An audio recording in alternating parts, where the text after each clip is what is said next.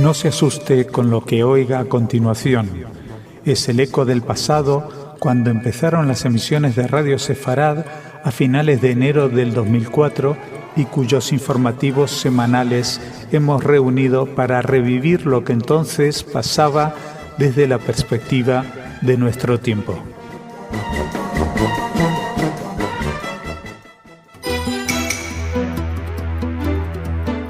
Bienvenidos, esto es Radio Sefarad, estas son las noticias y empezamos con los titulares de hoy. Se completa la descarga de las armas iraníes capturadas en el Mar Rojo. Emiratos respalda a Arabia Saudita en su declaración de los hermanos musulmanes como organización terrorista. Ashton visita Irán para hablar de todo, menos de las armas confiscadas por Israel. He identificado por ADN el último terrorista de Burgas, en Bulgaria. Estos son nuestros titulares, vamos a desarrollar estas noticias y en el comentario, como siempre, Jorge. Hola, Jorge. ¿Qué tal, Jorge? Luego viene al estudio Raquel con las noticias culturales, pero empezamos hablando del ejército israelí, que completó la descarga e inspección de los contenedores de armas descubiertos a bordo del buque Klos C, interceptado en el Mar Rojo como parte de la exposición total que tenía como objetivo desbaratar el intento de enviar de contrabando misiles avanzados procedentes de Irán hacia las organizaciones terroristas que controlan la Franja de Gaza. El proceso de descarga e inspección de los contenedores fue llevado a cabo por una fuerza de tarea conjunta integrada por tropas de distintas unidades, incluyendo a la Marina, el Cuerpo de Ingeniería de Combate y el Cuerpo de Artillería. A bordo del Klos C se hallaron 40 misiles de tipo M302 con un alcance de 160 kilómetros, 181 morteros de 122 milímetros y unas 400.000 balas de calibre 7,62. El jefe del Estado Mayor señaló que fue una tarea meticulosamente orquestada durante mucho tiempo. Bueno, Jordi, este no es un cargamento baladí para nada, es un cargamento de guerra y de guerra mayor, porque estos 40 misiles son de alcance medio, alcance de 160 kilómetros desde Gaza, es prácticamente absolutamente todo el terreno de Israel, se salvan de Haifa para arriba, o sea que ya, digamos, lo que entra en el alcance de Hezbollah con los rifles, ¿no? O sea, tampoco con misiles de largo alcance.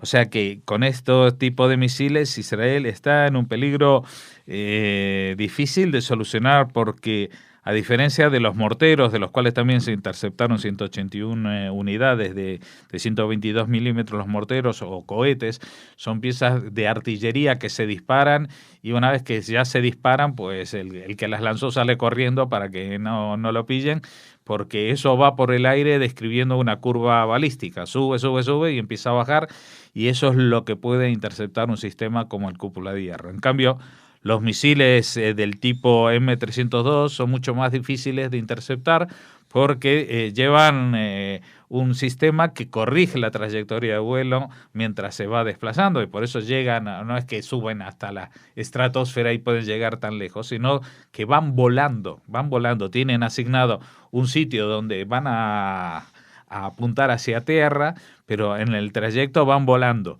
y entonces es mucho más difícil saber hacia dónde se dirigen más allá del ángulo, y pueden cambiar de trayectoria y eso también puede estar preprogramado. O sea que eso es mucho más difícil interceptar un misil. Y por supuesto 400.000 balas, aunque sean balas para ametralladoras del calibre 7.62, son las que utilizan prácticamente, por ejemplo, los rebeldes en Siria, todos estos asaltos con ametralladoras pesadas que van sobre camiones o sobre blindados, son de este estilo. 400.000 balas dan para mucho, dan para mucho. Y todo esto, pues, es una tarea que el jefe del Estado Mayor dice que todo esto ha sido un operativo planificado durante mucho tiempo y seguramente con la colaboración de servicios de inteligencia de más de un país. Y seguimos, hablamos ahora de las autoridades de Emiratos Árabes Unidos que expresaron su respaldo a la reciente decisión de Arabia Saudita de incluir a los hermanos musulmanes en su lista de grupos terroristas y apuntaron que colaborarán con ese país para acabar con ellos. Este país está procesando a numerosos supuestos miembros de la hermandad. En julio pasado, 69 de ellos fueron condenados a penas de hasta 15 años de prisión por intentar tomar el poder y poner en peligro la seguridad nacional del país. En la lista saudita de organizaciones terroristas aparecen, además de los hermanos musulmanes, las distintas ramas de Al-Qaeda, el Frente Al-Nusra, vinculado a esa red en Siria, el Estado Islámico de Irak y del Levante, el grupo chií Hezbollah, dentro de Arabia Saudita, y los hutíes o movimiento chií del Yemen. El anuncio de esta decisión se produjo después de que Arabia Saudita, Bahrein y Emiratos retiraran a sus embajadores de Qatar, país al que acusaron de haber intervenido en sus asuntos internos y que mantuvo estrechos lazos con el depuesto presidente egipcio.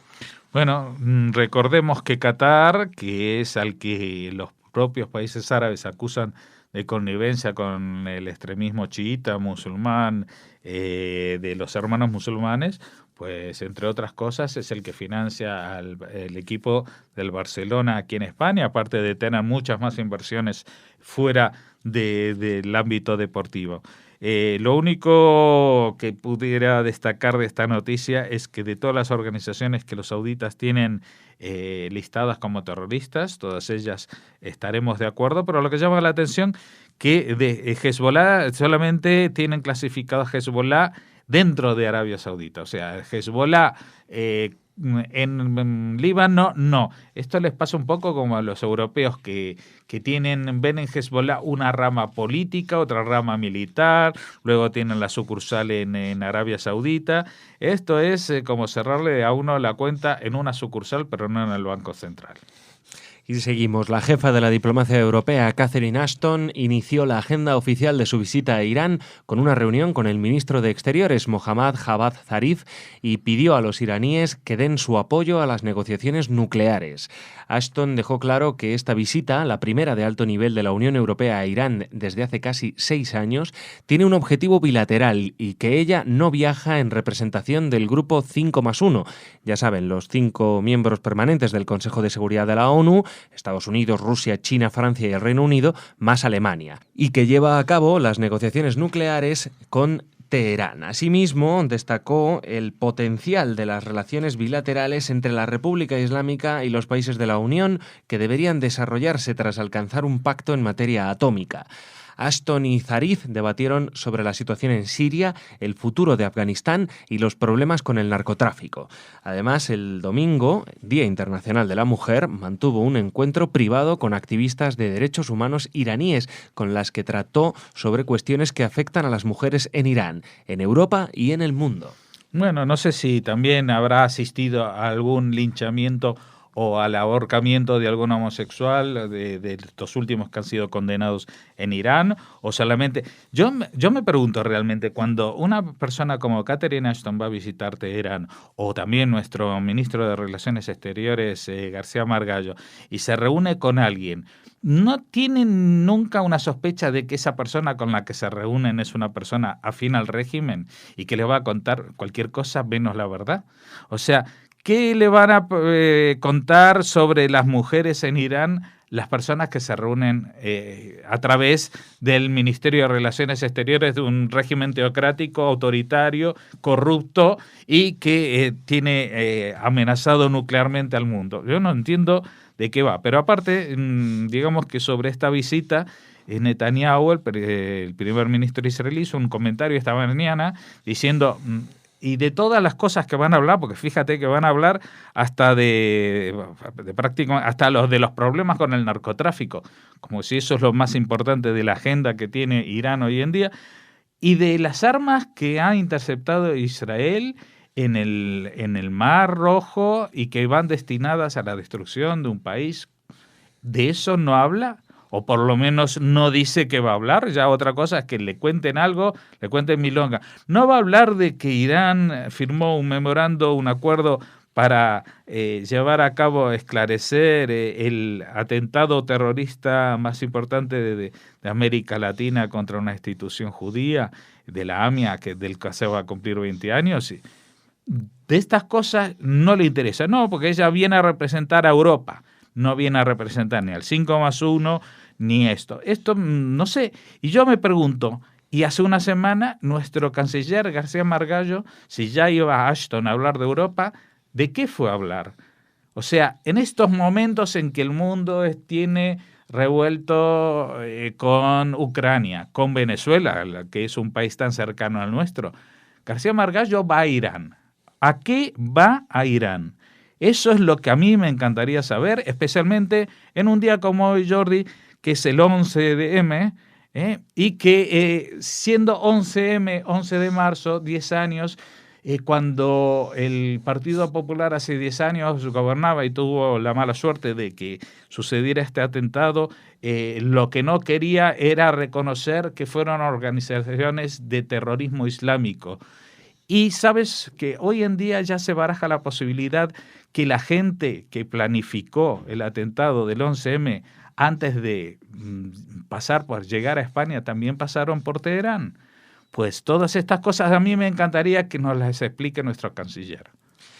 Bulgaria identificó al libanés que colocó un artefacto explosivo en el autobús en el parking del aeropuerto de Burgas el 18 de julio de 2012, asesinando a 5 turistas israelíes y al chofer local.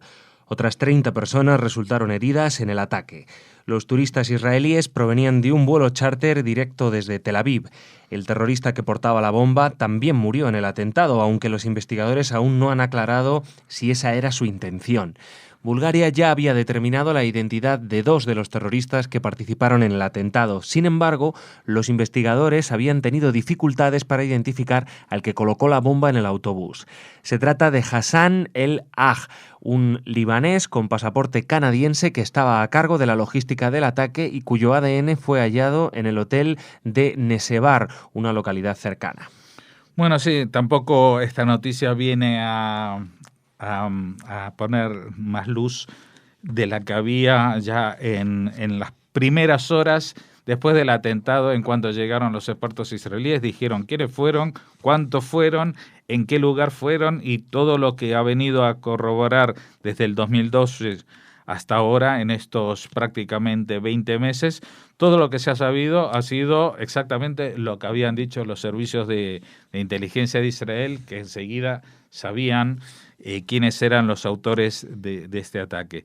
Así que, bueno, está bien que la policía búlgara corrobore estos datos, que se sepa que nadie ha inventado nada y que todas estas sospechas no eran incriminaciones fáciles, sino que se habían hecho con todo el sentido. Y ahora las pruebas de ADN halladas en este hotel, donde se encontraron pues restos de algunos objetos que había tocado este terrorista, pues corroboran su autoría.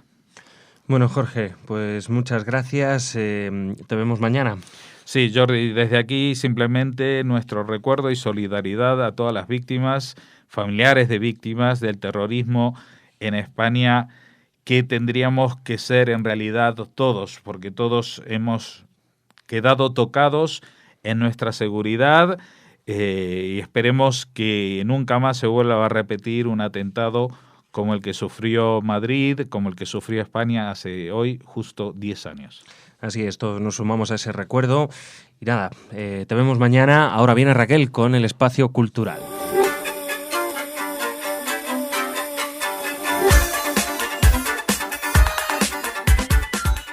Hola Raquel, ¿cómo estás? Hola Jordi, muy bien. Bueno, Culturas, ya saben, lleva el nombre de Raquel. ¿Y con qué empezamos? Pues empezamos con un nombre importante del mundo de la cinematografía internacional, un nombre de ascendencia. Woody Allen. No, pero también es judío, por supuesto. Darren Aronofsky. Ajá, vale. El autor, el que firma El Cisne Negro, que a ti te encanta. Ah, sí, buena peli, muy buena peli, me gustó mucho, sí. Bueno, pues presenta su nueva película, Noé. Que va del personaje bíblico. Por supuesto. Bien. Y la ha presentado de manera mundial, o sea, ha hecho el estreno mundial en México. ¿Por qué? Porque le gusta mucho México. Ah, bueno, a mí me encanta también. ¿Russell Crowe? No. Muy bien. Es el Russell protagonista, Crowe ¿no? Hace de Noé. es el protagonista junto bien. con Jennifer Connelly. Jennifer Connelly la recordamos todos por la película En el laberinto, o yo al menos, ¿Tú con la David Bowie. recuerdas? Me encanta esa peli. Sí, es muy bonita. Una mente maravillosa, ya trabajó También. con el Es propio verdad. Russell Crowe, o Es sea que verdad. repiten pareja protagonista, en este caso se trasladan al diluvio universal. Bueno, cuenta Darren Aronofsky que lo intentó en castellano, que es, ahora les digo lo que dijo en castellano, Darren.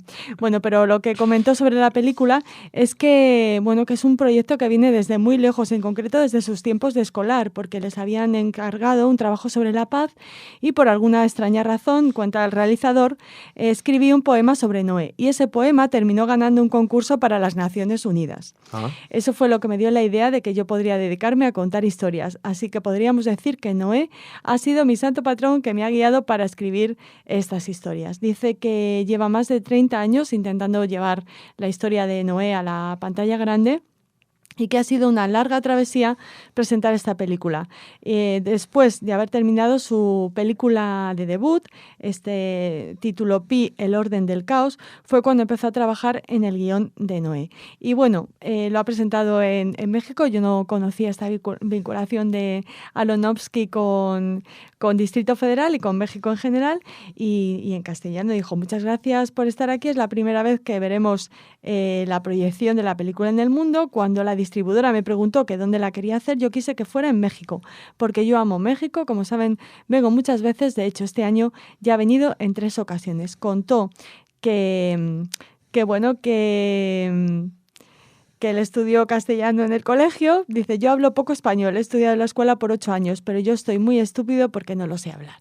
Ay, bueno, pero bueno, no por 8 estás años. estúpido, Darren, que eres un gran realizador. Darren. A mí tampoco me entusiasmó tantísimo el Cisne Negro, pero bueno, reconozco que es una película interesante, bien. sobre y todo. Pi era muy rara, yo no sabía que era de él también, Bueno, pero pues estaba Pi, bien. el orden del caos, ¿eh? Sí, yo me acuerdo de esa película, sí fue, o sea, en su momento como peli alternativa estuvo muy bien.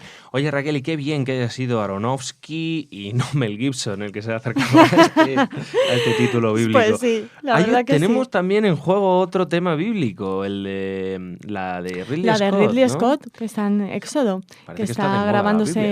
grabándose en España. No sé Sí, si bueno. actualmente siguen en Canarias o ya han abandonado este emplazamiento. También estuvieron en Almería. Ujú. Tenemos que hacer un seguimiento. ¿Dónde está Ridley? ¿Dónde está su Éxodo? Vamos ¿Sí? a tener una nueva sección, cine y Biblia. ¿No, Raquel? A este Sí. paso, como sigamos con tanto tema bíblico, no, pero que está muy bien, ¿eh? Y luego cuando me has dicho que la historia venía de lejos, digo, claro, de la Biblia, de hace un montón de años. No, pero No, de cuando se refería a otra tenía cosa. 13 años, Aronofsky. Fíjate, O sea, bueno, ya hace sabes que bastante. George Lucas contaba que la película de Willow, ¿te acuerdas de Willow? Claro, Ujú. que es un guión de Lucas, la escribió cuando era un chiquito de 10 años. La historia, luego ya me imagino que escribió el guión más mayor, pero que es la historia de Willow y todo se le ocurrió con 10 añitos. Sí, la Para que veas. genialidad Está cuando eres un niño, ¿eh? está Luego ya desde nos que eres convertimos muy en... pequeño. Bueno. Hablando de niños y de niñas importantes en la historia de la literatura y en la historia universal, tenemos que hablar de Ana Frank. Ujú. Les contamos a nuestros oyentes hace algunas semanas que una serie de ataques vandálicos en 38 bibliotecas de 11 distritos de Tokio, bueno, pues se habían manifestado en que se habían destruido, se habían cortado o se habían mutilado cientos de copias del diario de Ana Frank. Vaya, ¿por Sí, qué? fueron páginas ¿Quién arrancadas sabe? o cortadas y no solo del diario de Ana Frank, sino también de otras obras relacionadas con su biografía y con el Holocausto en general. Ah, Bueno, se sospecha que es una sola persona la que ha cometido este acto vandálico. Se está estudiando quién puede ser, pues lo típico con las cámaras de seguridad de las bibliotecas, por las búsquedas en los ordenadores de estas bibliotecas. Pero bueno, reaccionaron pronto la Embajada de Israel y la comunidad judía de Japón, donando a finales de febrero, bueno, pues ejemplares del libro a los centros afectados. Pero ahora y esta es la noticia reciente, la Casa Museo de Ana Frank en Ámsterdam ha anunciado que dona a Japón 3.400 libros de Ana Frank para que de alguna manera se puedan reponer en estas bibliotecas y lleguen a otras y se conozca este libro fundamental para conocer el sufrimiento de las personas que tuvieron que vivir el Holocausto. Pues mira, un buen remedio para un acto que solo se puede catalogar de estúpido. Y además que sí, probablemente sea una persona que realmente, pues no sé, ¿a qué dedica su tiempo? No tiene nada mejor que hacer. O sea, 306 copias del diario vandalizadas, bueno. Jordi. Pues nada, una estupidez total a cargo de una persona, pero bueno, hay muchas más personas que quieren construir, como vemos, que destruir. Uh-huh. Así que nada. Bueno, y empezábamos hablando de Noé, de la Biblia, y la siguiente noticia también nos habla del libro de libros, porque la reconocida ilustradora catalana Pilarín Vallès ha puesto imagen, da color a los protagonistas y principales historias del libro más vendido, leído y traducido de la historia. Lo edita Oniro Infantil y bueno, es una obra cuyos textos han sido realizados por el experto en literatura infantil Jesús Balaz con el asesoramiento del profesor de Biblia y griego Ignasi Ricard. Y bueno, va más allá de un libro para niños, es un libro para todos, pero ellos están centrados en dar a conocer a los más pequeños las historias de la Biblia. No empieza con la creación, no empieza con el Génesis, sino con este libro que se llama La Biblia de Todos, comienza con el exilio del pueblo de Israel y las historias de Abraham, Moisés, David, Salomón, Isaías y Elías, entre otros, para luego después presentar a los niños a Adán y Eva, Caín y Abel y el propio Noé. O sea que lo mismo, mira, le va a gustar a Aronofsky este libro de Pilarín Vallès. Bueno, son 240 páginas que incorporan una breve introducción explicando en qué consiste la Biblia, seguido de un cronograma para ubicar en el tiempo los principales acontecimientos de la historia de Israel. Al final aparece en un mapa ilustrado, también como por la propia Vallès, contextualiza el Israel en el que se produjeron estos acontecimientos bíblicos. Así que un nuevo libro que añadir a nuestra biblioteca, en este caso ilustrado y especialmente pensado para niños. Muy bien, la Biblia de Todos. ¿Y con qué terminamos? Con otro libro, Jordi, bien. Un recuerdo y otro libro.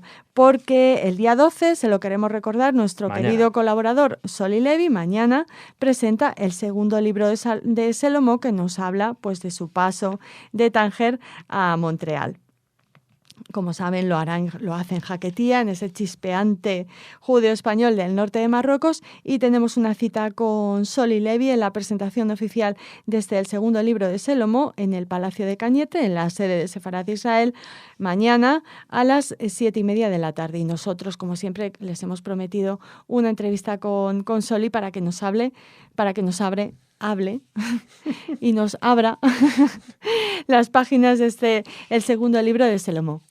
Muy bien, pues esperamos aquí a Soli Levi y también esperamos a ver qué hace Russell Crowe haciendo de Noé, que me da miedo. A mí también. Pero bueno. A mí no quería decir nada, pero bueno. Pero bueno, espero que no te ponga muy cachas. No es uno de mis actores favoritos, Russell Crowe. Y aparte que seguro que nos lo sacan con unos músculos impresionantes. Creo que solo me ha gustado en L.A. Confidencial. Sí. Pero claro, es que era un papelazo. También, la verdad. Bueno, Raquel, pues hasta mañana. Hasta mañana.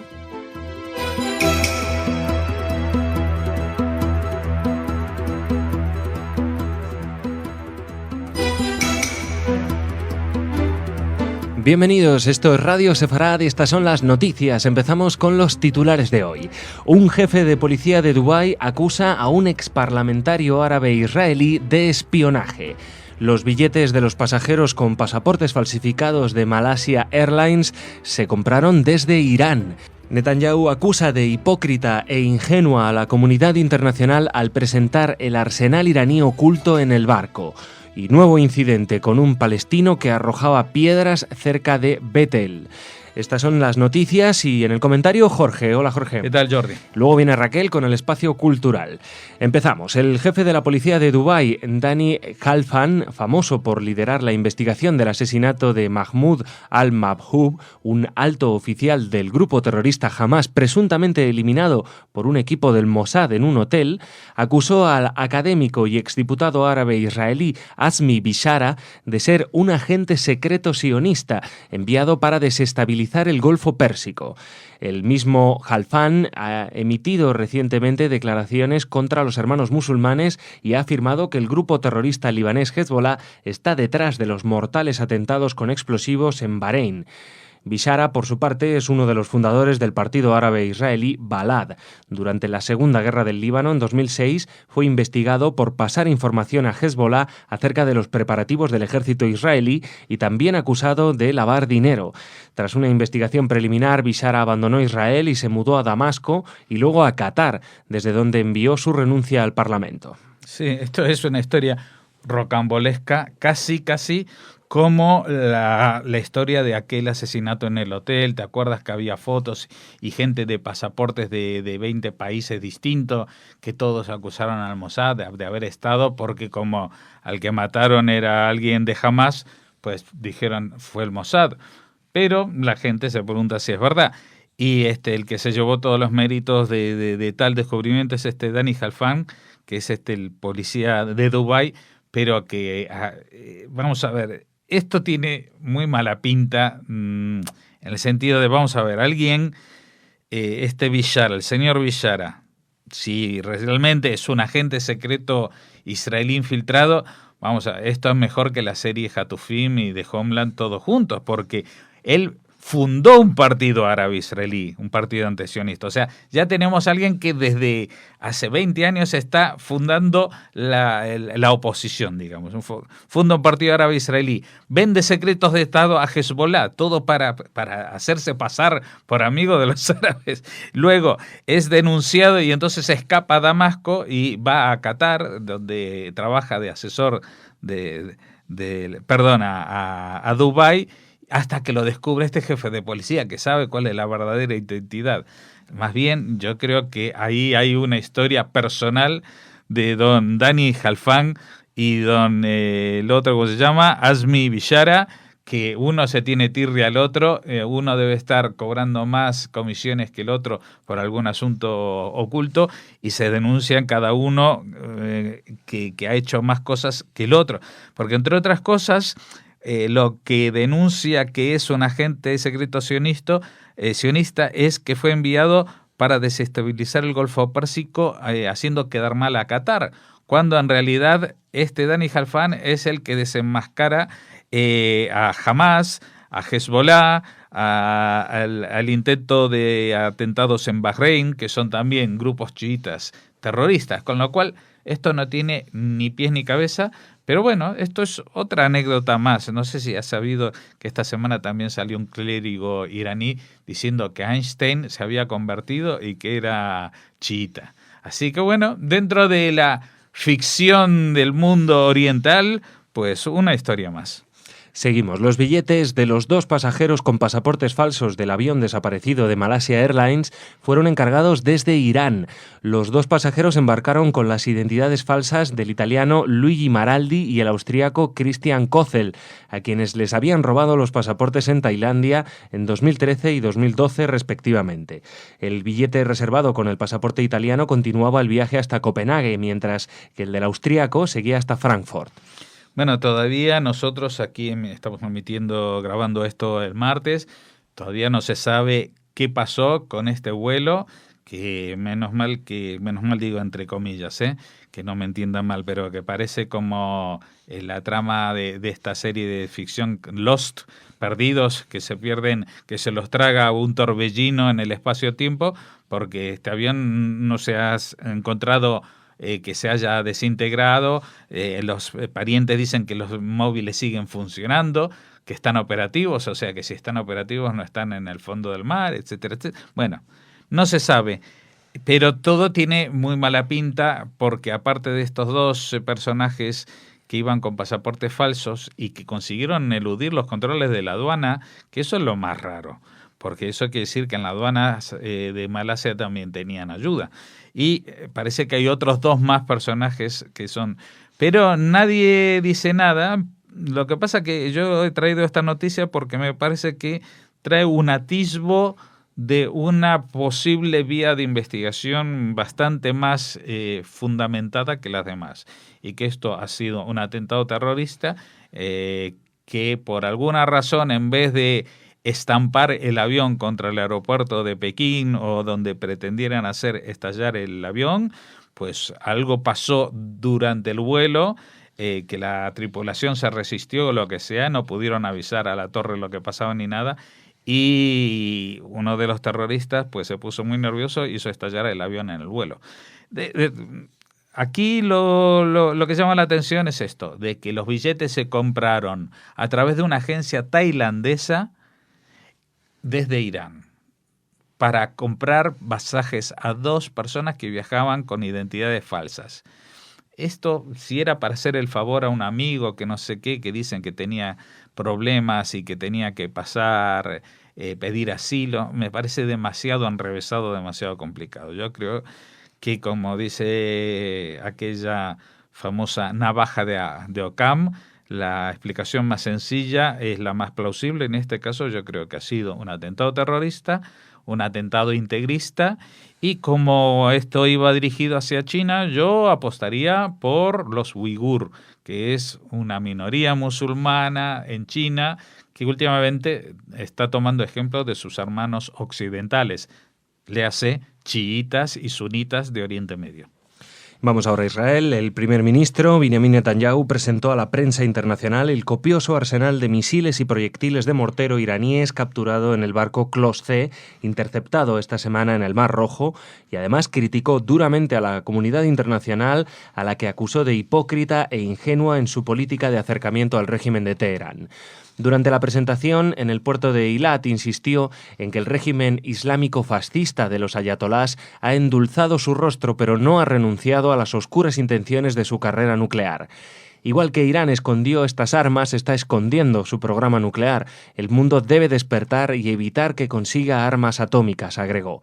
Netanyahu también criticó a la alta representante de política exterior de la Unión Europea, Catherine Ashton, de visita por Irán, por no hacer comentario alguno sobre el cargamento, y subrayó: pero si construimos un balcón en algún barrio de Jerusalén, el mundo vocea y grita.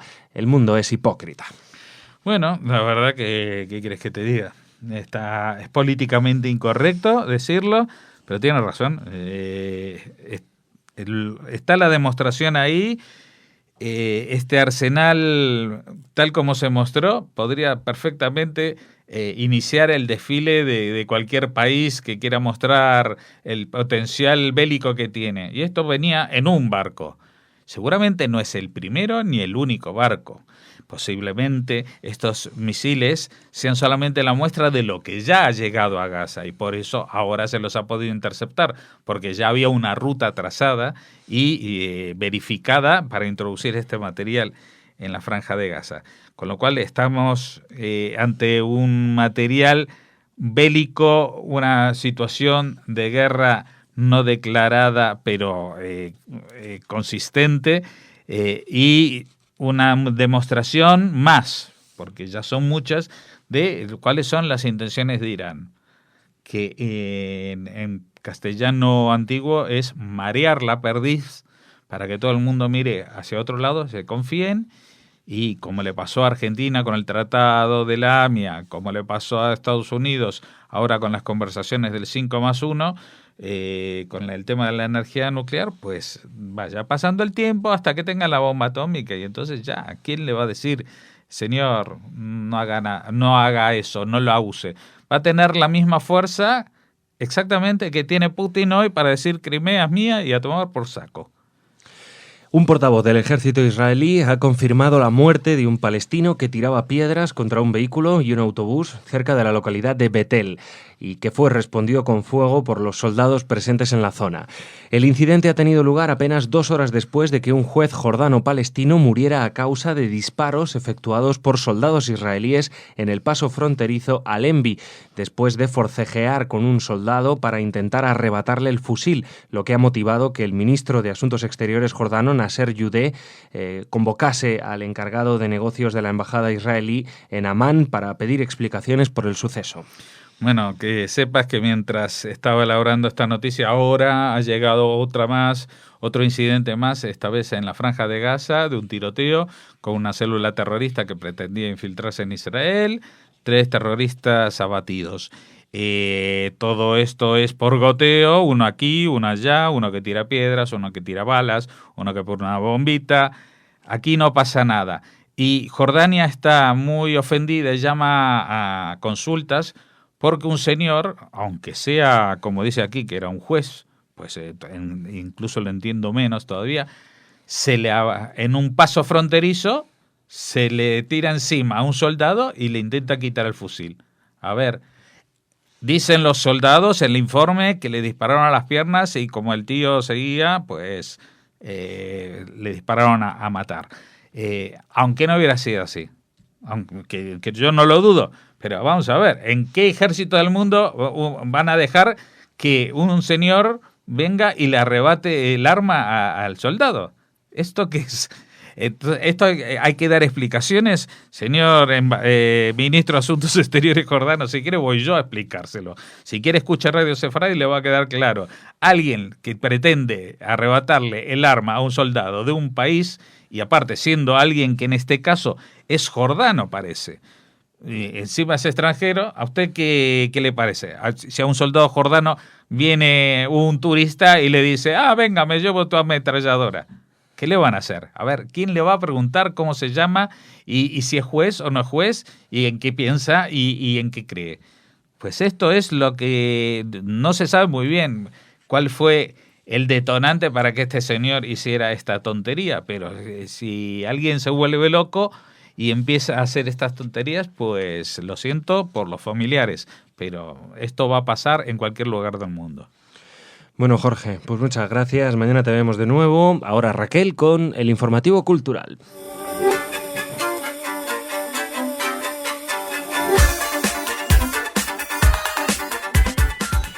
Muy buenas, Raquel, ¿cómo estás? Hola, Jordi, muy bien. Vamos a hablar de Lorca. Vamos a hablar de Lorca, vamos a hablar del castillo. Sí, esa localidad con ese patrimonio que está, desde luego, poniéndolo en valor. Poniéndolo en valor, hombre, nuestra frase preferida, Jordi. Revalorizando. Eso, revalorizando, que también diríamos existe. Antes, que decía el clásico en perfecto castellano.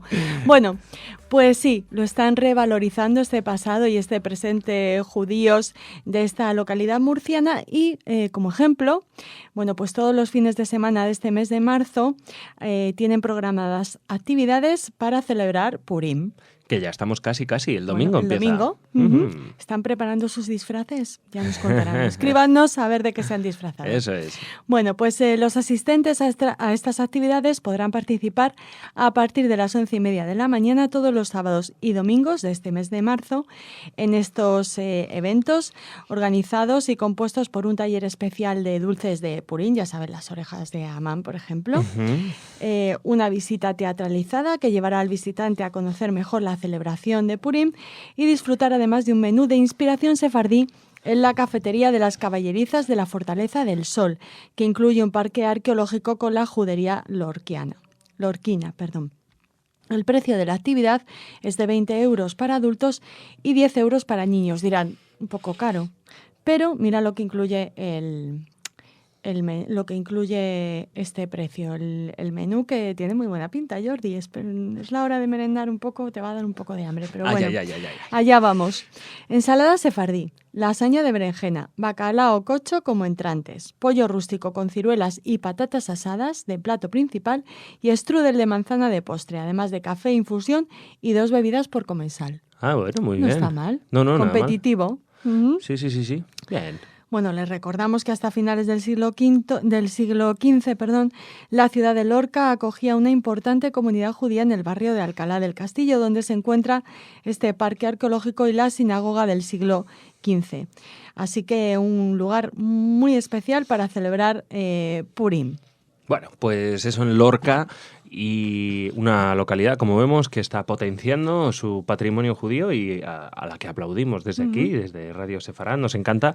¿Y con qué seguimos? Pues mira, seguimos con la que yo creía que a lo mejor podía ser la primera noticia de este informativo, porque ayer hablábamos de Noé. Sí, la película. Sí, y entonces digo, pues mira, enlazamos y seguimos hablando de Noé con una noticia que, bueno, un tanto estremecedora, un pequeño estremecimiento de la fuerza. Pero he preferido empezar con noticias de Sefarad y ahora hablamos de ¿Noé?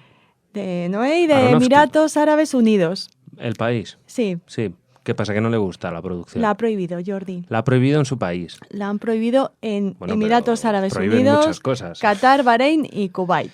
Bueno, no les ha gustado. No, han decidido vetar la proyección en salas comerciales de la cinta por considerarla contraria a la Sharia, a la ley islámica. Bueno. En Egipto, además, la institución religiosa Al-Azhar, la más prestigiosa del Islam suní, solicitó el pasado jueves la prohibición de la misma película, de Noé, la de Aronofsky, por considerarla también contraria a la ley islámica. En un comunicado difundido por la Agencia Estatal de Noticias MENA, Al-Azhar, el Consejo de los Grandes Ulemas y la Academia de los Estudios Islámicos rechazaron la difusión de cualquier tipo de obras que representen a profetas o a sus compañeros. Vale. Y desde Emiratos Árabes, es un gran comentario, me uno a él. Vale, muy bien. Bueno, pues ¿qué vamos a hacer? Es censura al más viejo estilo. Sí. Sin más. Dicen desde Emiratos Árabes Unidos, hay temas en la película que entran en conflicto con muchas religiones. Por respeto a estos sentimientos religiosos deciden prohibir la película. La productora incluye en la película, en los créditos, que es una película inspirada en la historia de Noé, en la que se han tomado licencias artísticas. Pero bueno, pues esto no les ha servido para que procedan a la prohibición de la proyección de Noé. Así que estamos deseando ver... Pues nada, ellos se lo pierden. Que es tan peligroso para Hombre, no sé, Raquel, a lo mejor si pillas las leyes de la Sharia, quizá el 95% de las producciones de Estados Unidos no son emitibles. Sí, quizá, ¿no? Seguramente. Si te lo tomas estricto, seguramente. O sea que, bueno, pues ya está, no pasa nada. En ese país prohíben esas películas, pues verán otras. Ya está. Seguiremos hablando de cine para terminar el informativo, pero antes un recordatorio urgente a nuestros oyentes. Hoy a las 7:30 de la tarde, Soli Levi presenta el segundo libro de Shlomo en el Centro Sefarad Israel. No se lo pierdan. Y ahora, cine. Con una noticia positiva terminamos, porque... Bueno, aún continuamos con la resaca de los Oscars y no habíamos tenido oportunidad de hablar en Radio Sefarad de uno de los premiados israelí, Niv Adiri, que ganó el Oscar a la mejor edición de sonido junto al resto de sus colegas en la película Gravity. Ya saben, esta oscarizada producción ganó 7 estatuillas que ha dirigido el mexicano Alfonso Cuarón. Bueno, Niv Adiri, en declaraciones a la radio del Ejército, pues ha comentado que ha sido un gran honor tomar la estatuilla. Cuando escuché mi nombre no podía creerlo, no puedo describir esa sensación. Y algo muy interesante, Jordi, que es la película es muy diferente porque es especial porque, claro, en el espacio donde se sitúa la acción de Gravity, ya saben que cuenta la historia de Sandra Bullock y Josh Clooney, que por una tormenta de desechos tremenda, pues pierden conexión con la nave en la que están trabajando y se pierden en el espacio, ¿no? Bueno, pues lo que ha comentado Adiri es que, claro, en el espacio no hay sonido. Entonces es muy curioso que hayan ganado precisamente el Oscar a la mejor edición de sonido los responsables del sonido de una película donde no hay sonido. Es curioso. ¿Sabes por qué no hay sonido? Porque no hay aire. Y el sonido se transmite por el aire. Pero vamos, la única película de ciencia ficción o de, bueno, llámalo como quieras, que cumple con esa norma es 2001, claro, de Kubrick. Es la única en la que hay explosiones y no se oyen. ¿Por qué no se oyen? Porque no hay aire. Hace poco fue el aniversario de la muerte o el nacimiento de Kubrick, no recuerdo muy bien. Pero bueno, terminamos con sus recuerdos, si te parece, esta página cultural del informativo. Pues sí, Stanley Kubrick y 2001. Es curioso, es verdad, que le dieran el Oscar al sonido en una película que en teoría, hombre, pero tampoco va a ser muda, ¿no? Pero bueno, son los efectos especiales. Sí, hombre, Sandra habla ahí pasándolo fatal con la estación base y tal. Pero bueno, seguro que es interesante oír el sonido de esta película. Lo que pasa es que para este tema siempre hay que tener en cuenta que, claro, el cine es todo mentira, ¿no? O sea, el cine es una construcción, es todo falso. No se mueren. Hay que partir de... Claro, tú no odias a esos que a veces son los destrozapelis, ¿no? Pues eso es imposible, eso no puede pasar. Bueno, vale, venga, tranquilo, estamos viendo una obra de ficción, o sea, sí... No pasa nada. Y quiero decirte que de cara al espectador, si se lo pones todo en silencio, despista mucho, ¿no? La gente no piensa en esto. Ah, bueno, claro, espera, que en el espacio no hay sonido, claro. No, claro. Una vez estuve en el espacio y no se oía nada, ¿no? No, ¿Sabes? piensan Entonces, que la película está mal, ¿no? o que está mal, claro. Entonces por eso no. Y bueno, ahí tienes precisamente 2001, una película que mucha gente ni siquiera entiende o le aburre mucho, porque, hombre, es dura, la verdad. Sí, pero es muy interesante. Es complicada. 2001. Sí, desde luego tiene unos diálogos. Bueno, Raquel, pues nada, muchísimas gracias. Hasta y mañana. hasta Dialogaremos mañana. Vale, Jordi. mañana.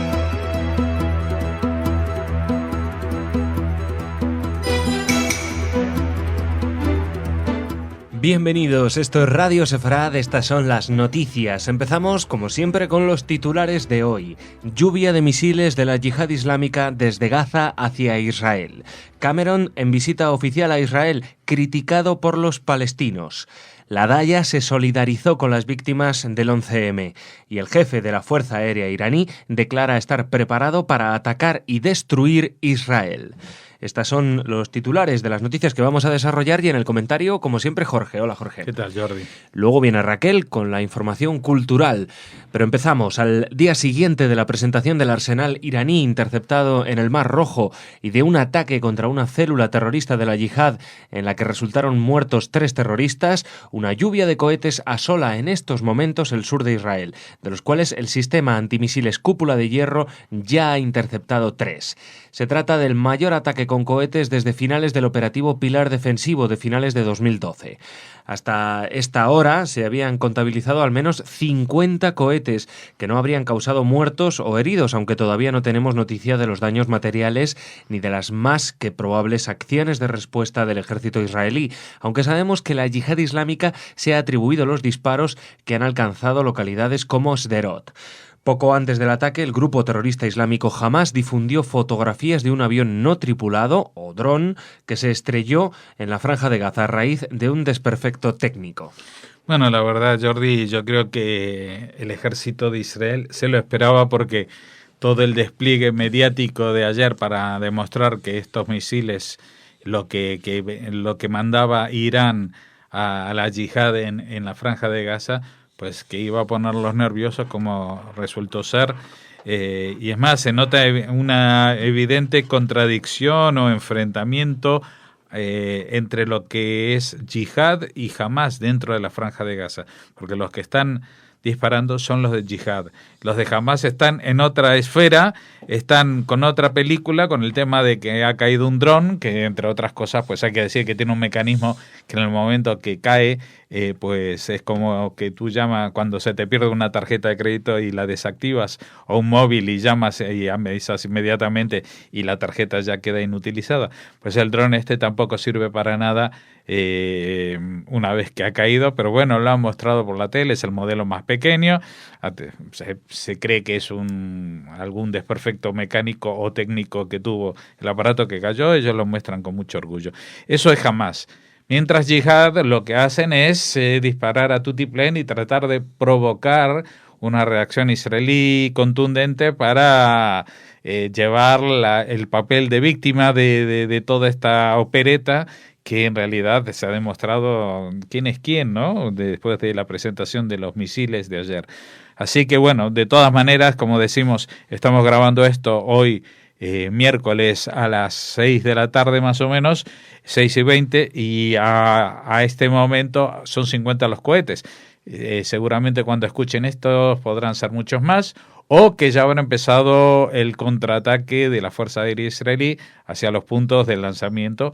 Me imagino con una metodología bastante puntual, tratando de no provocar una escalada. El primer ministro británico David Cameron, en su primera visita a Israel en funciones, pronunciará un discurso ante el Parlamento del país y pasará 3 horas en los territorios palestinos, lo que ha despertado una lluvia de críticas por parte de estos, que se sienten abandonados. Además, en lugar de entrevistarse con Abbas en Ramallah, lo hará en Belén. En Israel se entrevistará también con el primer ministro, con el presidente y visitará el Museo del Holocausto de Yad Vashem. Los palestinos aún le reprochan a los británicos la Declaración Balfour de 1917, que prometía el establecimiento de un hogar nacional judío en el mandato británico instaurado en la zona. La visita de Cameron enfrenta además las dificultades que supone la huelga en el Ministerio de Exteriores y tuvo que ser preparada con gran esfuerzo por la oficina de Netanyahu y la embajada británica en Tel Aviv. Bueno, para los que no lo sepan, hay hace meses una huelga de los trabajadores del Ministerio de Exteriores, por lo tanto, el tema de relaciones con países, visitas y todo eso estaba aplazado. Incluso se está poniendo en duda si va a poder llevarse a cabo la anunciada visita del Papa en mayo a Israel, porque si no van a estar todo el Ministerio de Relaciones Exteriores a su disposición, va a ser difícil hacerlo. De todas maneras, Cameron llega en el momento en que se monta aquí toda esta historia. No es la primera vez, ¿no? Hemos visto que en las exequias, en los funerales de Ariel Sharon, pues también sonaban las alarmas por disparos de misiles desde Gaza, en el momento mismo en que los grandes mandatarios del mundo estaban ahí despidiéndose de Ariel Sharon. Así que, pero los palestinos se sienten discriminados porque Cameron va a visitar al presidente, al primer ministro y a Yad Vashem, y ellos se sienten ofendidos. Yo no sé por qué, porque te digo una cosa, ellos todavía no son un país, no son un estado. Y si fueran a visitarlos a ellos y a Israel fueran menos tiempo, pues Israel no montaría el pollo que están tratando de montar. Y ahora vienen con lo de la Declaración Balfour, que dentro de poco va a ser el centenario. Ahora se acuerdan de que eso no les gusta. Cuando en 1917 se hizo la declaración, por supuesto que nadie se consideraba a sí mismo palestino, nadie utilizaba ese nombre.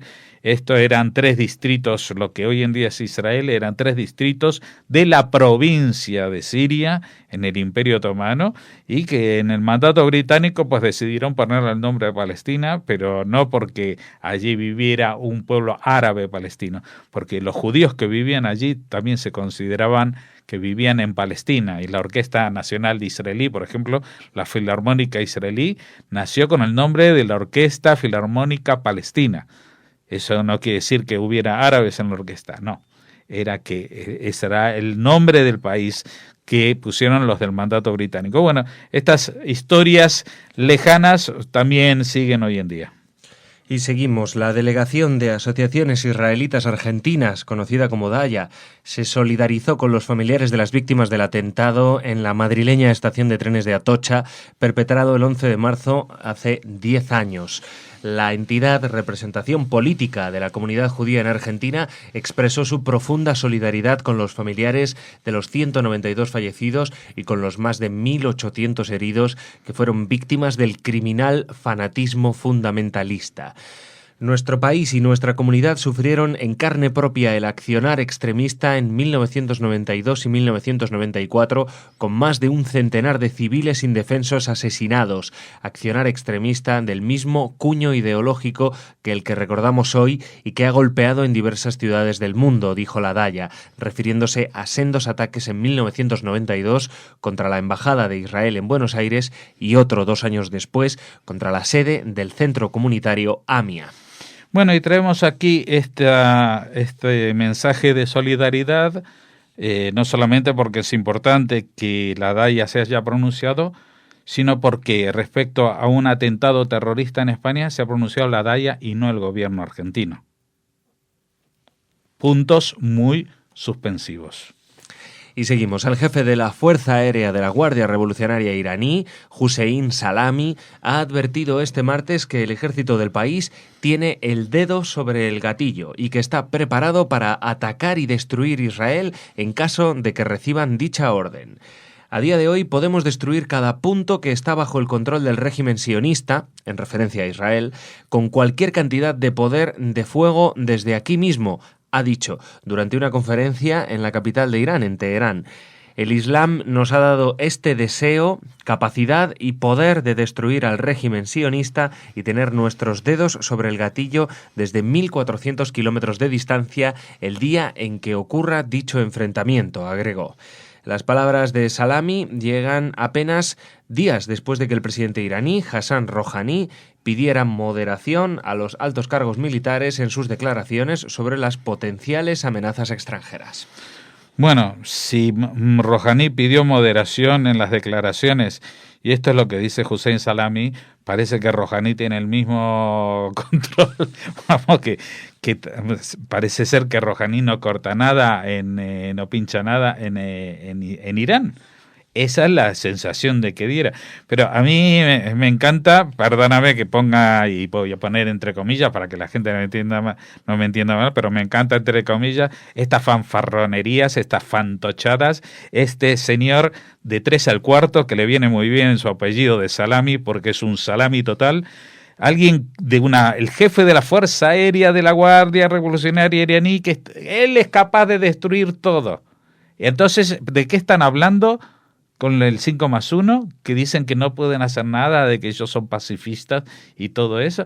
¿Qué es esto de que pueden destruir todo? Pero si lo que les está pasando es que se están destruyendo a sí mismos y que tienen accidentes cada 2x4. Por favor, esto es ya totalmente, sería ridículo y sería gracioso si no fuera porque esta gente están hablando con el presidente Obama, con el Premio Nobel de la Paz, por adelantado, sobre una moratoria para que les devuelvamos el dinero que todo el mundo les paga por el regalo que tienen sin hacer nada, que es el petróleo que brota de su interior, y que ellos destinan a fabricar bombas atómicas para borrar un país de la faz de la Tierra. Eso lo han declarado, lo han dicho, lo han puesto por escrito, lo siguen repitiendo, pero el Nobel de la Paz sabe lo que hace y todos debemos creer en él. Y bueno, hay quienes en su momento dijeron que el tema de Crimea la recuerda a Chamberlain en el 38 con los Sudetes alemanes. A mí todo esto de Irán me recuerda mucho más a esa época. Bueno, Jorge, pues muchas gracias. Y ahora viene Raquel con el espacio cultural.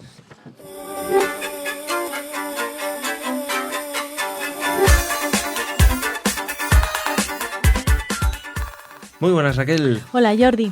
Purim. ¿Ya Está tienes muy tu cerquita. disfraz? Yo sí, claro, por supuesto, de Pantera Rosa. Siempre me disfrazo de lo mismo. ¿De Pantera Rosa? Sí. Mola. Tú sabes cómo te digo, ¿no? El disfraz, tú vas embutido ahí dentro del disfraz de Pantera Rosa. Así que ese es mi traje. ¿Qué Muy te bien. parece? Me encanta tu disfraz.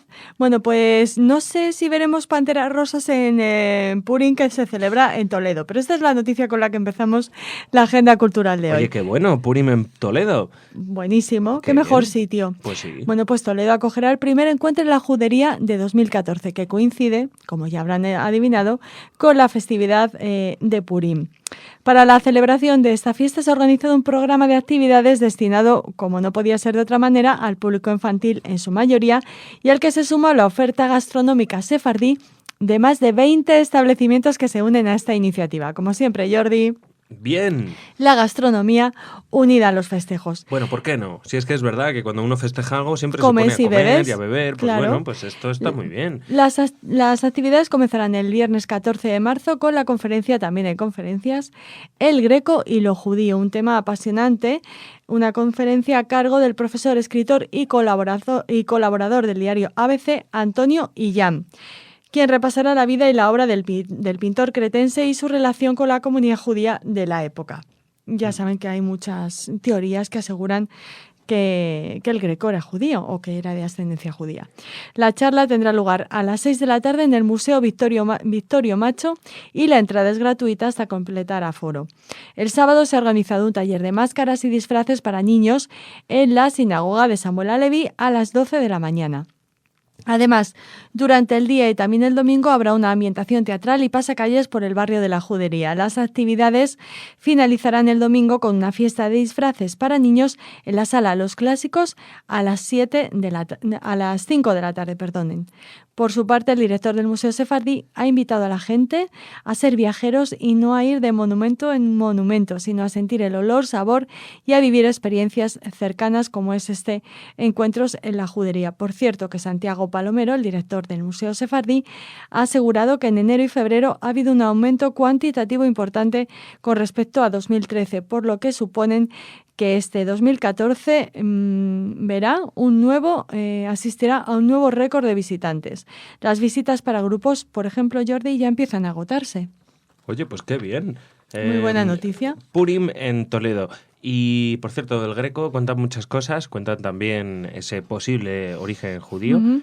Y tú te acuerdas de los cuadros del Greco, esos que tienen esos colores tan vivos, ¿no? Sí. O sea, y las figuras alargadas. alargadas. Sí, esas figuras alargadas, ese contraste, ¿no? Como los ropajes muy llamativos, pero luego las caras pálidas y grises, ¿no? Pues sabes que llegaron a decir y todo que es que veía mal. Sí, eso es lo que aseguran, que tenía... ¿Tú crees? No que fuera daltónico, pero que tenía así, o algún problema o miope, o algo que hacía que su pintura fuera así. No me parece a mí que eso sea una explicación. No, ¿eh? es como decir que Picasso posiblemente Veía fue cubos. sufría de estrabismo o no sé, cosas así. Pero bueno, es curioso. Es uno de los más revolucionarios pintores de la historia, poco valorado en España, ahora no, en el pasado, pero y que por culpa de esa infravaloración de este grandísimo autor, pues hemos perdido algunas obras que están ahora en Nueva York. Que bueno, vale, sí, el legado es de todos y vale, si está en el MoMA, pero... ¿por qué está en el MoMA? Por ejemplo, la vista de Toledo, uno de los cuadros más impresionantes de Greco, aquí nadie lo valoraba. Y bueno, al final los estadounidenses, pues sí, y lo compraron y se lo llevaron. Yeah. Una pena, quiero decir, que hombre, siempre podemos admirar al Greco aquí en el Museo del Prado en Madrid y también en Toledo. Bueno, el Museo del Greco de Toledo. Claro. Pero este año yo creo, Jordi, que como coincide con como celebramos el cuarto centenario de su muerte, pues esperemos que la figura del Greco, bueno, pues sea tan valorada como se merece, ¿no? Hemos hecho programas aquí también hablando de ese posible origen judío del Greco, si los quieren buscar. Bueno, ¿con qué seguimos? Pues con otra sugerencia. Tú has hecho a nuestros oyentes la de buscar esos programas en nuestro archivo referentes al posible origen judío del Greco y ahora les recomendamos una actuación de danza muy importante a cargo de la Hofes Schechter Company. El viernes 14 y el sábado 15 de marzo el Teatro Central de Sevilla acoge el estreno en España de San, una coreografía para 14 bailarines con coreografía y música de Hofes Schechter. Durante 2 días, el torbellino dancístico y musical del bailarín, compositor y coreógrafo israelí afincado en Gran Bretaña tomará el escenario del Teatro de la Cartuja. Sevilla ya ha podido disfrutar de sus 2 espectáculos precedentes y les queremos contar algo más acerca de esta figura tan importante de la danza. Hofes se crió en Jerusalén y se licenció en la Academia de Danza y Música de esta ciudad. En 2002 se trasladó al Reino Unido, donde debutó como coreógrafo en 2013. Posteriormente, tras In Your Rooms, que es una de las piezas que se pudo disfrutar hace años en Sevilla, bueno, pues el artista fue nombrado artista asociado en una serie de compañías y festivales muy prestigiosos en el mundo de la danza. En mayo de 2010, él decía que su vocación nació, que entró en la danza a través de la música.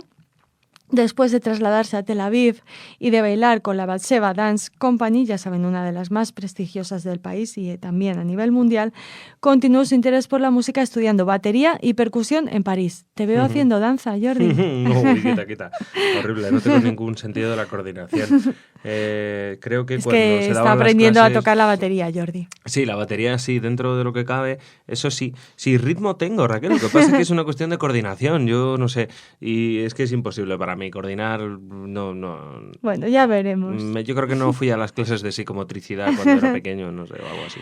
Bueno, más tarde este importantísimo coreógrafo y bailarín empezó a experimentar y a desarrollar su propia música mientras participaba en diversos proyectos europeos que abarcaban la danza, el teatro y la percusión corporal. Algo muy interesante. No sé si hay muchos coreógrafos que también sean compositores, la verdad. Pues no creo que haya muchos, Jordi. Ahora Hofes vuelve al Teatro Central Sevillano con San y de nuevo el público, bueno, pues podrá disfrutar de esta danza. Aseguran los críticos que es un baile claro y luminoso desde la oscuridad del mundo emotivo y a menudo enfurecido de este bailarín israelí, de la niebla y el caos. Tiene una compañía ampliada compuesta por 14 bailarines de los más interesantes del panorama mundial y una banda sonora con música original compuesta por el propio coreógrafo. Bueno, esta pieza viene tras el éxito fenomenal de Political Mother, la otra pieza que se pudo disfrutar en Sevilla en noviembre de 2010. Es uno de los artistas contemporáneos más fascinantes del Reino Unido, donde está afincado, pero claro, no podemos olvidar, si estamos en Radio Sefarad, que nació en Israel y allí se crió. Muy bien, pues dejemos a Schechter. ¿Y con qué hablamos ahora? Ahora nos vamos a París. Más que con qué hablamos ahora. ¿Con qué? ¿Con quién? Con lo mismo, con Hablando de hablar con quién, Jordi. Hoy hemos tenido la suerte de hablar con Soli Levy. El marcapáginas, ahí lo tienen, Raquel y Soli Levy. Por favor, no se pierdan esa entrevista. Soli Levy. Que siempre lo digo mal yo, la verdad. Bueno, él nos ha dicho hoy que es Levy. Levy, sí. Soli Levy. Bueno, pues él presenta el segundo libro de Salomó, ya lo saben. Ha tenido la amabilidad de venir a nuestros estudios, hemos tenido una entrevista y en esa entrevista nos ha hablado de las jornadas de judaísmo marroquí que se van a celebrar en París. Allí estará Soli Levy con su grupo Jerineldo. El reencuentro, la vuelta, el regreso de este importantísimo grupo. 20 años después, Raquel. 20 años después, ha dicho Soli, Jordi. Será el día 19 de marzo a las 5:30 de la tarde. Ellos actúan dentro de una jornada que se llama Los judíos españoles de Marruecos, una vida en Jaquetía, es una tabla redonda y después, perdonen que estoy leyendo del francés, una mesa redonda y luego estará el concierto del grupo Jerineldo, también con Judith Cohen y con su hija Tamar, muy interesante este regreso. Les hablamos de algunos de los encuentros que se van a producir en estas jornadas de judaísmo marroquí. Por ejemplo, hay una exposición, Los hispanojudíos de Marruecos en Marruecos y sus diásporas, homenaje a la Jaquetía. Las grandes figuras de la historia de los judíos en Marruecos son las exposiciones que se pueden disfrutar en estos días de entre el 17 y el 31 de marzo. También está el concierto de Jerineldo, que ya les hemos dicho, la proyección de la película Juanita de Tánger, La vida perra de Juanita Narboni, y un concierto de música andalusí con Lior El Malia, Emil Sigen, Asdelam Snafai en la Casa de la UNESCO el próximo 23 de marzo a las 4 de la tarde, que clausurará estas jornadas de judaísmo marroquí que se celebran en París. Por eso está en francés y por eso Raquel ha dicho esa tabla redonda. Sí. Mesa redonda. Bueno, pues nada, ha sido un placer tener a Soli. Les recomendamos, por supuesto, escuchar hoy mismo el marcapáginas, en el que habla del segundo libro de Salomó, la segunda parte, ¿no?, de ese libro. No sé si segunda parte o simplemente... Sí, es su segundo libro biográfico en Jaquetía, digamos. Bueno. Y bueno, es muy, muy interesante. Ya saben que Soli Levy mezcla la Jaquetía con el castellano para acercarnos mejor, a esta lengua de los judíos españoles de Marruecos. Claro, y Soli sabe que es una de las pocas personas ya que hablan jaquetía y un idioma que está temblando y que necesita que ustedes también lo mantengan ahí para que siga vivo, que siga con nosotros, porque muy poquitas personas ya, ¿verdad?, lo hablan y entonces, bueno... Bueno, las frases, los giros, las palabras quedan en muchas familias, pero un uso continuado de la jaquetía, pues es complicado. Pero bueno, ahí están personas como Soli Levy que hacen todo lo posible para mantenerlo vivo. Por supuesto. Bueno, Raquel, pues muchísimas gracias.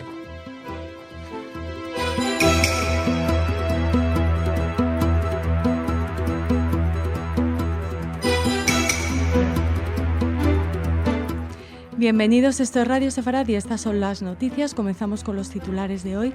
Israel responde a la andanada de cohetes de la yihad islámica desde Gaza, que parece haberse frenado a pesar de nuevos cohetes a primera hora de la mañana. Detenido el árabe israelí que pretendía matar judíos mediante explosiones de gas. El ejército egipcio destruye 13 nuevos túneles entre Gaza y el Sinaí.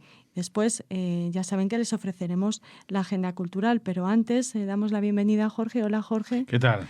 Que será quien comentará las noticias en un mano a mano, porque no contamos hoy con la presencia y la voz de Jordi. Comenzamos la mañana del jueves una nueva salva de cohetes lanzados por la yihad islámica desde la Franja de Gaza alcanzó las ciudades portuarias de Ashdod y Ashkelon, en el sur de la costa mediterránea de Israel, aunque 2 de los proyectiles cayeron en zonas despobladas, sin que se conozcan más detalles al respecto, y otros 2 cayeron dentro de la propia Franja de Gaza. El nuevo ataque se conoció escasos minutos antes de que el Consejo de Seguridad del gobierno israelí inicie una reunión extraordinaria para evaluar una respuesta a este masivo lanzamiento de cohetes que se sucede desde el miércoles, sin precedentes desde la operación militar Pilar Defensivo de finales de 2012. La zona está sumida en un ambiente de tensión prebélica desde que el grupo terrorista Yihad Islámica lanzara casi un centenar de cohetes contra poblaciones civiles del sur de Israel, sin causar víctimas, ataque que fue respondido por la artillería y la aviación israelíes, que bombardearon 29 posiciones terroristas. La Yihad Islámica, financiada, armada y entrenada por Irán, llamó a esta operación romper el silencio. La cantidad de cohetes lanzados aún está en discusión, ya que los terroristas afirman que fueron más de 100, mientras que los portavoces israelíes hablan de unos 70, de los cuales 41 habrían caído en suelo israelí. Fuentes palestinas dijeron que la aviación israelí atacó blancos en Rifah, Yan Yunis, Dir al-Balag y Beit Lahia, y también una base del ala militar de Hamas. Bueno, eso ha sido una escalada de violencia brutal, especialmente el miércoles, con esta cantidad de cohetes que no se veían desde hacía mucho tiempo en el sur de Israel. Como era de esperar, también la respuesta fue contundente, y digamos que si ahora mismo hay un cierto freno, seguramente es por la acción de la aviación israelí. Hay que destacar que se atribuyen estos ataques no a Hamas, que es el que gobierna en la Franja de Gaza, sino a Yihad Islámica. Aunque, claro, Hamas tampoco tiene hoy en día ningún ascendiente ni ningún poder para controlar a este grupo, con lo cual es responsable de tener a este tipo de elementos dentro de su territorio, ¿no? Dentro de su territorio, y que desde ese territorio se infrinjan este tipo de violencias.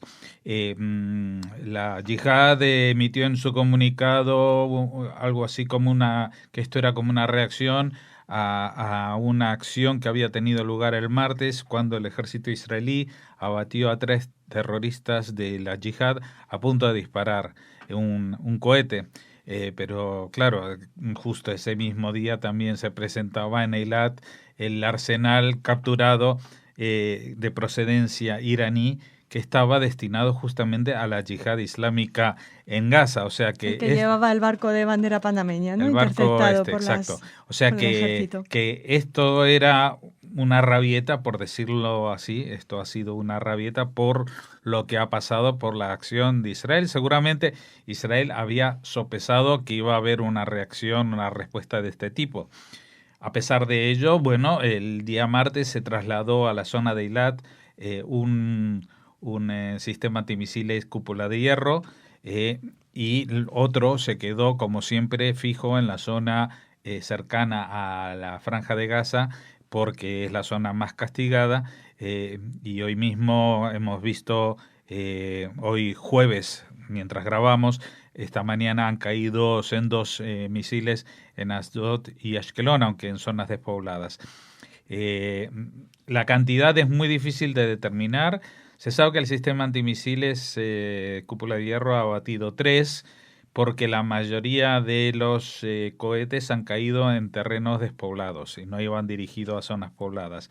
No han habido víctimas. ¿No iban dirigidos o no han conseguido que llegaran, no? Bueno, eso nunca se sabe. Luego también hay que tomar en cuenta otro factor que en este caso ha jugado a favor de los terroristas, es que en Israel ayer, estos días, ha habido una tormenta muy importante. Hacía mucho tiempo que no llovía en Israel, justamente estaba lloviendo, tronando y con nubes, y eso dificulta mucho la acción de los helicópteros, de los drones, de la Fuerza Aérea en general, y de la visibilidad.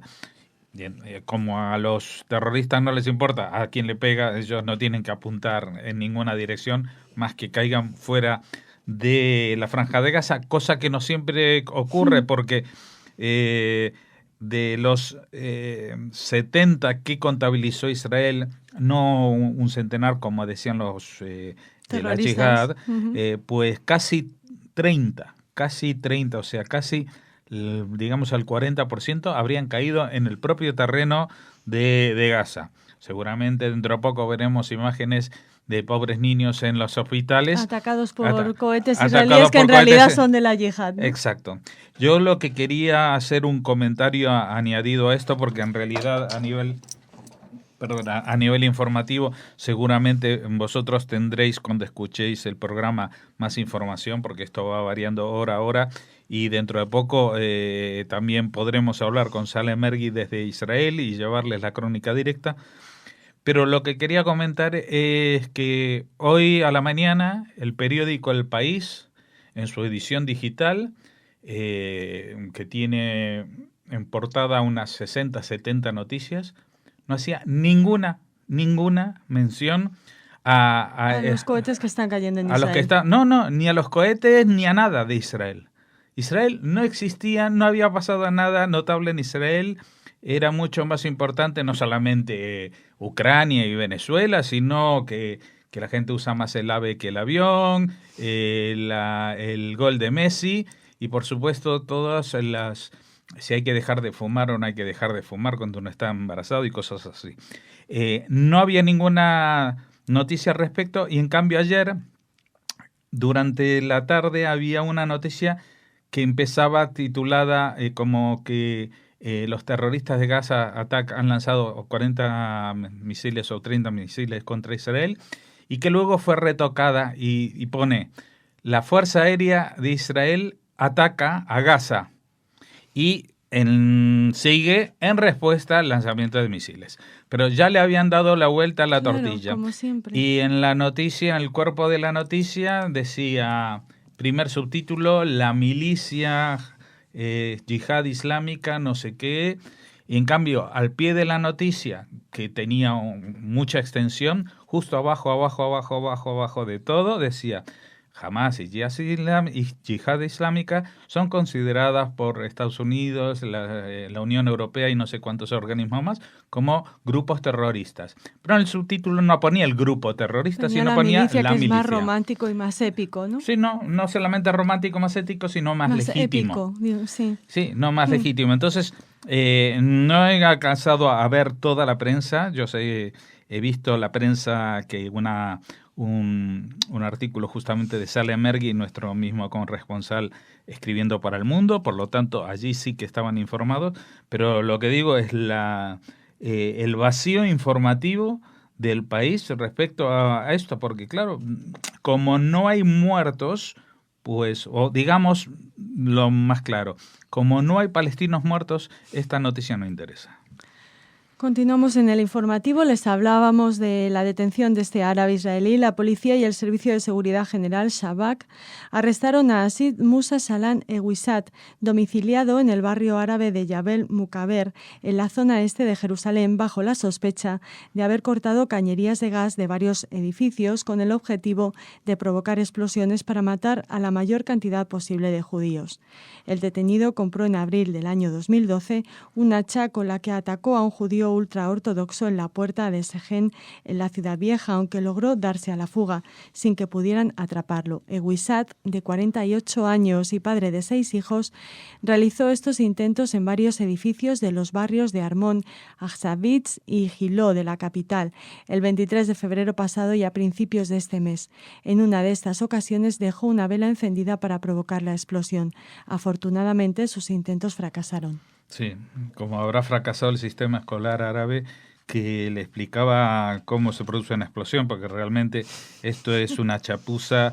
Pero bueno, es que ya vemos que el terrorismo no es solamente cuestión de pertenecer a grupos, ni siquiera hace falta mirar en internet cómo armar una bomba, que es muy sencillo, no hay que tener internet, hay que simplemente salir a la calle con un cuchillo, comprarse un hacha o tirarle un zapato a la cabeza a alguien para ver si le damos justo con el clavo que sobresale.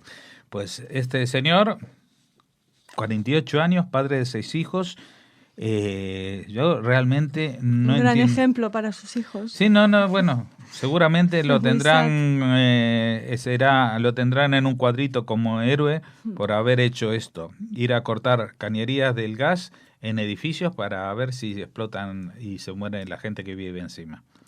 La última noticia de esta parte del informativo nos traslada a Egipto. El ejército de ese país destruyó ayer 13 túneles que conectaban la península egipcia del Sinaí con la Franja de Gaza y que se utilizaban para el contrabando con esta. La operación fue llevada a cabo por miembros de la Guardia Fronteriza en colaboración con el Departamento de Ingeniería de las Fuerzas Armadas. Con esta actuación se eleva a 1.370 el número de túneles destruidos durante los últimos meses. 1.370, Jorge. Y solamente en los últimos meses, no te olvides que hay arena, debe ser bastante sencillo excavar y me imagino que lo que más deben contrabandear la gente de Sinaí son máquinas excavadoras para hacer más túneles y más túneles.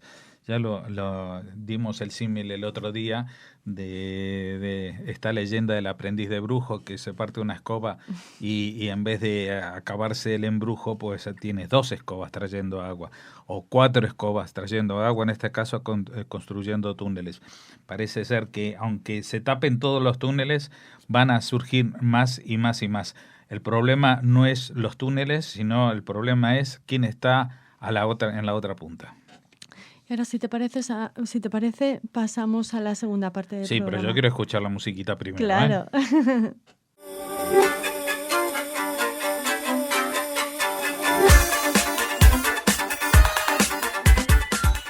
Bueno, después de la musiquita, como decía Jorge, empezamos esta agenda cultural. Bueno, ¿de qué nos vas a hablar hoy? Pues mira, la primera noticia está conectada con Purim, porque Yad Vashem, ya saben, el Museo del Holocausto de Jerusalén, ha recibido una donación muy interesante. Se trata de una Megilá de Esther, un rollo de Esther, que fue escrito por prisioneros del campo Ilía en Transilvania en 1943. Querían celebrar Purim, no tenían, por supuesto, la Megilá, y la fabricaron ellos mismos, contando la historia de Esther, combinándola con sus propias vivencias, con sus propios... Ajá, o sea que no es que se la acordaban de memoria completa, sino que hicieron sí, lo que pudieron. Sí, no solo que no se acordaban, no sabemos, la escribieron en yidis y lo que querían era testimoniar también qué les había pasado, qué duras pruebas estaban viviendo, ¿no? Sí, que sepas que también en otros campos de concentración, los nazis eran muy afines, no sé por qué, tenían una fijación con la fiesta de Purim y muchas veces la festejaban esto, muy, muy, muy entrecomillado, justamente colgando judíos, como cuenta la historia que acabó los días el malvado ministro Hamán. Y entonces ellos, en los años 42, 43, en casi todos los campos colgaron judíos cuando llegaba la fiesta de Purim para, digamos, reivindicar la figura del malvado con la que se sentían identificados. Pues Shmuel Yitzhak ha sido la persona que ha entregado este manuscrito a Yad Vashem. Además se comenta que lo leyeron y además lo acompañaron con música, y que esto ha provocado que el director de Yad Vashem, Avner Salef, haya comentado que en muchos hogares de Israel seguramente todavía existen este tipo de documentos y ha animado a la gente a que los entregue a Yad Vashem, no solo para que todos podamos conocerlos, sino también para que se conserven en mejores condiciones que, no sé, en cajas o en sótanos de los diferentes Desde hogares. Aquí nos sumamos a esta petición de Avner Salef para que toda la gente que tenga cualquier tipo de documentación u objeto, que de eso se trata hoy en día, sobre el Holocausto, pues lo done a Yad Vashem, porque de este pequeño recuerdo familiar pueden salir conexiones e integrar una nueva información que se desconocía. Ahora regresamos a España, Jorge, porque hoy, día 14, es el último día para disfrutar de las pinturas de la obra de Juan Eduardo Crox, Imágenes, Fantasías y Metáforas, que nos ofrece el Centro Cultural San Chinarro. Este artista, con el que tuvimos oportunidad de grabar el trazo errante, les recomendamos a nuestros oyentes que lo recuperen, nació en Buenos Aires y vive en Madrid, donde pues se dedica, entre otras cosas, a formar parte de la Asociación Judía de Artistas Plásticos de España. Y bueno, ha sido a través de su afición por el color y las formas y sus ganas de expresarse, pues ha sido esto lo que le ha motivado a realizar esta serie de cuadros que son óleos y collages, que podemos disfrutar en el Centro Cultural San Chinarro hasta hoy mismo. Así que les animamos a los que todavía no lo hayan visto a que lo hagan. Y todos los viernes, Jorge, ya sabes que Jordi y yo nos gusta hablar a nuestros oyentes de una recomendación literaria, cinematográfica. En este caso es un libro, Melisande, ¿qué son los sueños?, de Hillel Halkin. Este autor nació en Nueva York en 1939, es escritor, crítico literario y traductor. Sus reportajes y ensayos sobre Israel, donde reside desde 1970, aparecen con regularidad en muchísimas publicaciones y ha recibido premios muy importantes. Ha traducido del hebreo y del yiddish a autores como Abe Yeshua, Amos Oz y Meir Salef. Y con 73 años ha publicado su primera novela, esta de la que les hablamos, de la que todos nos dicen que es una maravillosa novela de amor. De amistad y de amor. Escribir por primera vez una novela de amor a los 73 años. Está bien. Tiene mucho mérito y despierta mucha curiosidad. Y seguro que desprende mucha sabiduría en ese tema. Cuenta la historia a finales de los años 50 en Nueva York de dos chicos, Hugh y Ricky, y una chica, Melly, que se conocen mientras trabajan en la redacción de la revista literaria de su instituto. Transcurre la vida y también el protagonista, en la etapa dorada de su vida, en sus últimos años, pues recuerda su amistad y su historia de amor con Melly, que es la protagonista, esta Melisande del título ¿Qué son los sueños? La edita Libros del Asteroide. Bueno, no sabemos qué son los sueños, sí, pero sabemos qué son las noticias. Sí. Y sabemos que estas noticias se han acabado hoy, pero que el lunes tienen otro tipo de noticias. Ya será, una vez superada este trago del Purim que hay que beber. Bueno, por eso lo dices. Eso. El trago no amargo, el trago dulce del Purim que vamos a pasar este fin de semana. Así que antes de decirle, aparte de decirle Shabbat Shalom, le vamos a decir Hag Purim Sameach. Felices fiestas de Purim.